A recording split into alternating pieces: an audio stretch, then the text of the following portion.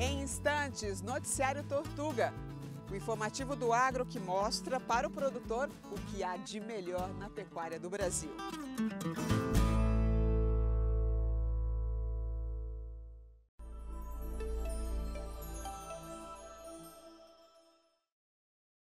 O manejo de pastagens no Vale do Paraíba depois das secas em São Paulo e como as certificações podem ajudar o pecuarista a atravessar períodos difíceis. Agora no Noticiário Tortuga.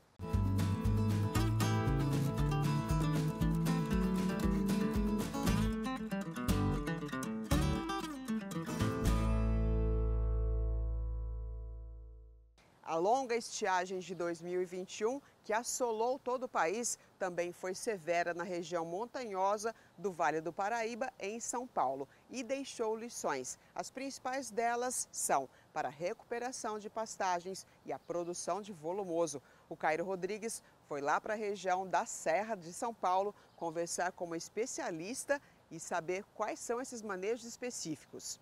Bem-vindo aqui ao programa Noticiário Tortuga. Obrigada pelo convite. É um prazer estar conversando com vocês e explicar um pouquinho mais do manejo aqui da região, uma região tanto diferente das outras, que é o nosso querido Vale do Paraíba. A gente estava falando justamente aqui sobre isso, né, Marcela? Com a diferença que é, a gente vai aí no cerrado, aqueles pastos planos. Então aqui a gente tem bastante serra e isso também dificulta aí um pouco do manejo nas pastagens. E esse ano a gente ainda teve mais um probleminha que foi aí a seca muito forte, a geada muito forte que atingiu boa parte da região aqui no Brasil. Eu queria que você falasse para quem nos assiste aqui, Marcela, como que o produtor ele pode se preparar aí para esses problemas climáticos que fogem aí do nosso controle, o que o produtor pode fazer na propriedade para evitar ter mais prejuízos, mais perdas ainda no próximo ano? Essa região nossa é uma região de alto declive, a gente tem bastante montanha aqui na nossa região, então isso dificulta um pouquinho para o pecuarista, né? Porque, coitado do animal, tem que subir bastante morro. Então o que a gente pode fazer para diminuir esses intempéries que a nossa região, que é uma região que tem um volume pluviométrico muito bom, então as chuvas aqui são bem regulares. Esse ano a gente teve um ano atípico, né, que todo mundo viu aí, que foi a geada, que nos prejudicou muito. E depois as chuvas demoraram e sempre isso é um ano, esse ano teve a questão da geada, mas é uma coisa que sempre vai ter, que é a seca. Então o que o produtor pode fazer para melhorar isso aí?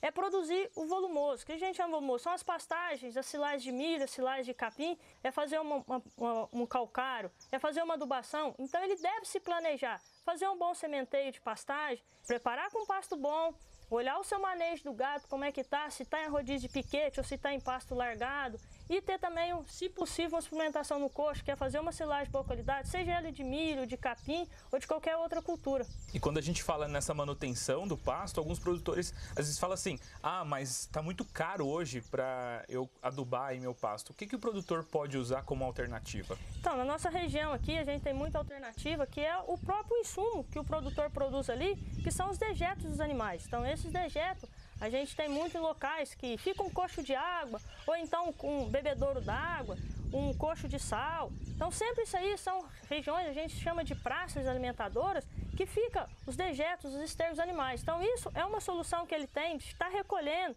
Dá um pouquinho de mão de obra? Dá sim, mas não tem nada, não tem o serviço, esse esforço que lá na frente ele não vai ter uma recompensa. Então ele pode catar esses dejetos e fazer essa aplicação, seja na sua lavoura tanto de capim, como também na pastagem. Então fazer essas mesclagens com adubação orgânica, que a gente fala que é o esterco, os dejetos que ele tem na propriedade, como também a questão dos adubos químicos.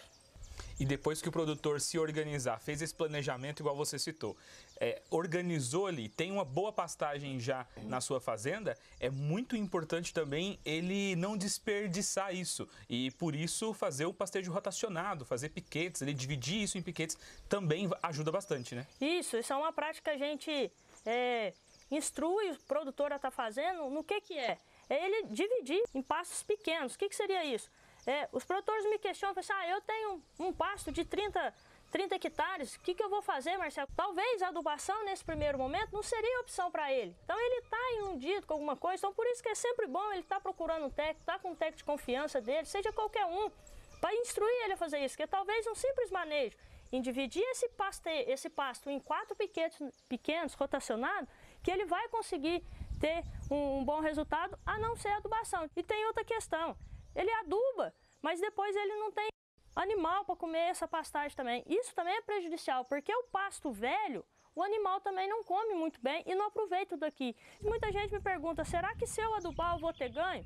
A gente tem inúmeras fazendas que adubam e tem um bom ganho de manejo, uma boa produtividade. Exemplos a gente tem, né? Só a gente procurar aí os produtores, a gente pergunta para os produtores se eles tiveram bons resultados fazendo esse manejo correto da pastagem, adubando, e eles falam, tive sim, isso, o resultado vem aí no final, né, de todo esse ciclo, a hora que faz a conta ali, fecha no azul, né? Sem dúvida, isso aí não tem. Esse produtor fala assim, eu tive prejuízo com adubando, eu fiz um manejo daquele jeito, eu piqueteei, a minha pastagem não saiu. Não, de maneira alguma. Todo produtor que se investe no manejo adequado, que começa desde o certinho, desde a análise de solo, manejo de adubação, manejo de pasto rotacionado, e também que a gente não pode deixar de lado, que é a genética. Não adianta também eu ter um excelente pasto se eu não tiver uma genética que entregue isso também, que é outra coisa que os produtores têm que buscar. E isso tudo tem que estar muito associado. A gente está falando hoje de pastagem, mas tem vocês aí da parte da Tortuga, da DSM, que tem nessa questão de suplementação de coxo, né, mineral, que é também o grande essencial para chegar no equilíbrio. Porque não adianta eu ter uma pastagem de boa qualidade, um animal ruim e um mineral ruim. Então, tudo tem que estar no seu manejo, tudo tem que estar no seu ciclo, porque um depende do outro. Então, não é sozinho que a gente vai fazer as coisas, tudo tem que estar interligado. É uma grande engrenagem que tem que rodar de maneira perfeita e com tudo bem encaixadinho. Tudo sincronizado, né? É uma engrenagem que quebra, é um dente que está fora, ela que está saindo aí tudo mesmo. E não funciona, tem que estar tudo sincronizado. Sim. Marcela, obrigado mais uma vez pela sua participação e por todas essas dicas aqui no nosso programa de hoje. Tá joia. Eu que agradeço a participação, um abraço a todos. 2020 foi turbulento e cheio de altos e baixos para o produtor brasileiro, mas alguns processos e tomadas de decisão podem jogar a favor do pecuarista. Um exemplo é o sistema de certificações. Esse é o tema da nossa próxima entrevista com o Sérgio Ribas, do SBC. E direto de Botucatu, vamos conversar aqui com o Sérgio Ribas Moreira. Serginho, bem-vindo aqui ao nosso programa Noticiário Tortuga. Muito obrigado pelo convite aí. A gente que agradece pela sua participação. Sérgio, hoje a gente sabe aí que a gente vem conversando aí com alguns especialistas de mercado e todos eles têm tido aí boas perspectivas aí para o ano de 2022. Eu queria que a gente começasse a nossa conversa aqui e você falasse um pouco para a gente aí sobre a sua análise para a cadeia produtiva bovina, de carne bovina no Brasil nesse ano de 2021, em cima de todos os acontecimentos que nós tivemos aqui no país. A saída da China na compra da carne, nossa, e isso de fato impactou fortemente na queda da arroba, em meados de setembro, e com essa questão da retirada da China, houve um impacto inicial de setembro, outubro, meados de novembro, só que o mercado se autoajustou. A gente está acompanhando aí, nós temos observado que a oferta está pouca, né?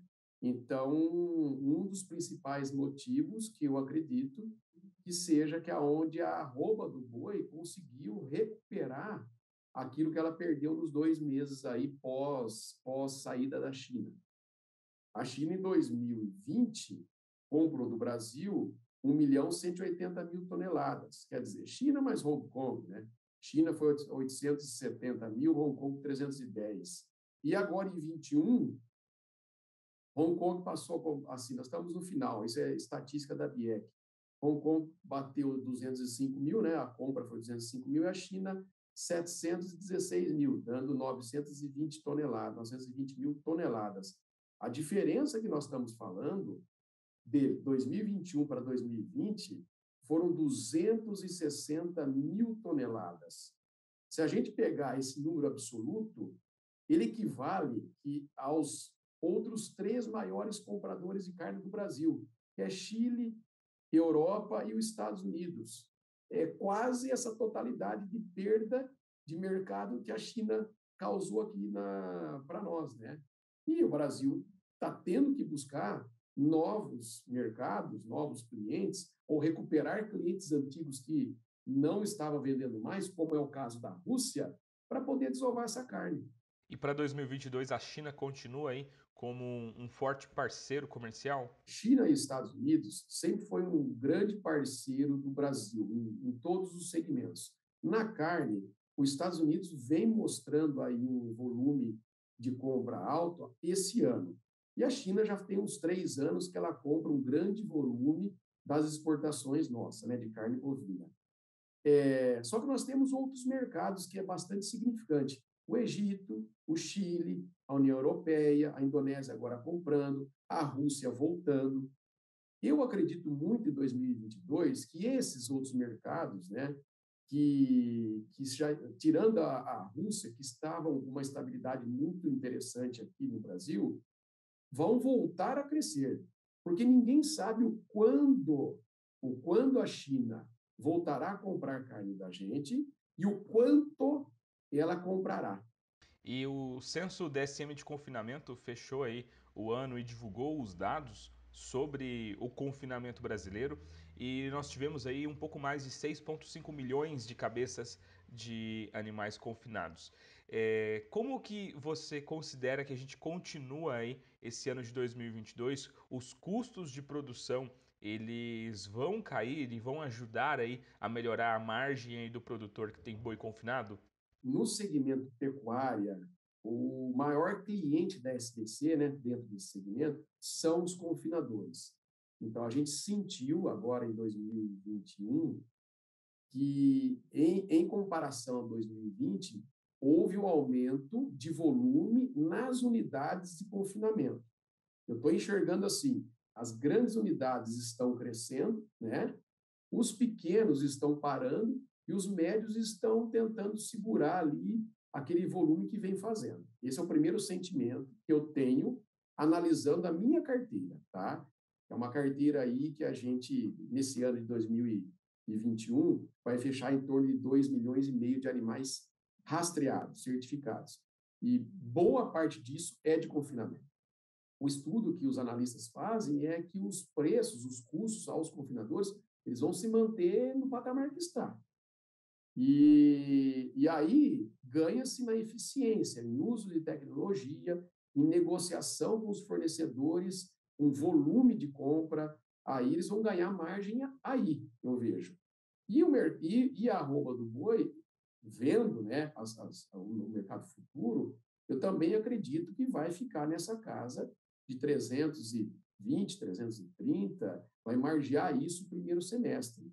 E para a gente encerrar nossa conversa aqui, Serginho, hoje a gente sabe que o produtor ele também pode buscar aí por uma margem maior de lucro com produto, com a sua produção sustentável. E a certificação ela encaixa aí dentro dos processos e protocolos de produção sustentável. O mercado de certificação ele vai crescer, ele vai se expandir ainda mais aí nos próximos anos, principalmente com essa onda aí de alimentos e produtos cada vez mais rastreáveis e ecologicamente sustentáveis? Falando especificamente da pecuária, eu vejo uma forte demanda para bem-estar animal, para as questões sociais nas propriedades, né, o trabalhador rural ali, e a questão ambiental. Esse é o tripé, né, e vai derivar alguns selos e vai comunicar isso dessa produção primária ao consumidor. E a questão, obviamente, né, do carbono, do baixo carbono, isso vai vir em paralelo, sim, é uma demanda, não tem mais volta, está vindo selos aí, como o da Embrapa mesmo, de produção em baixo carbono. As demandas são essas e mercado interno também vai ter mercado para isso. Serginho, quero te agradecer aqui pela sua participação no nosso programa de hoje. Muito obrigado mais uma vez. Obrigado, Cairo. Um grande abraço. Todos esses processos são muito importantes para a evolução da pecuária nacional. Procure mais informações. E se você quiser rever a entrevista do Sérgio Ribas e também todos os conteúdos das nossas edições do Noticiário Tortuga, acesse o nosso canal do YouTube.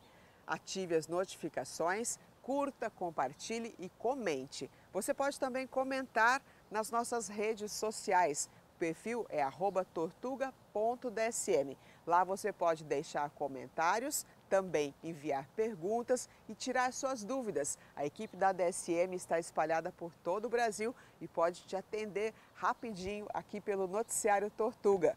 Nosso programa está no canal do Boi, de segunda a sexta-feira, a partir das 7 horas da manhã. Obrigada pela audiência e eu te espero.